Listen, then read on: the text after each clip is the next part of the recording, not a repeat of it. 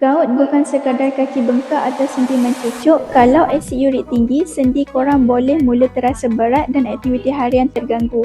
Jadi macam ni, gout boleh berlaku bila asid urik dalam badan terlalu tinggi. Bila berlebihan, ia mula mengeras jadi kristal dan lekat dekat sendi. Kristal ni buat sendi jadi bengkak, pedih dan kadang rasa klik bila bergerak. Biasanya, kaki, lutut dan jari paling terjejas. Ramai yang anggap cuma penat atau umur je, tapi sebenarnya sendi tengah beri signal awal. Masalah sendi ni bukan setakat fizikal sahaja. Bila kaki bengkak, sendi mencucuk, aktiviti harian jadi terganggu. Stres mula datang, rasa putus asa sebab kita tak boleh buat rutin harian dengan selesa. Ini yang ramai tak perasan, emotional damage datang sekali dengan sakit sendi.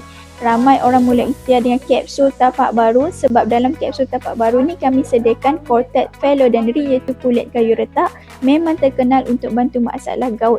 Cortec Phellodendri ni bantu turunkan parah asid urik, pecahkan kristal dalam sendi dan kurangkan bengkak. Bila ambil secara konsisten 2 biji pagi, 2 biji malam selepas makan, sendi akan rasa lebih ringan, bengkak berkurang dan pergerakan lebih lancar. Ini adalah ikhtiar semula jadi, bukan ubat tau.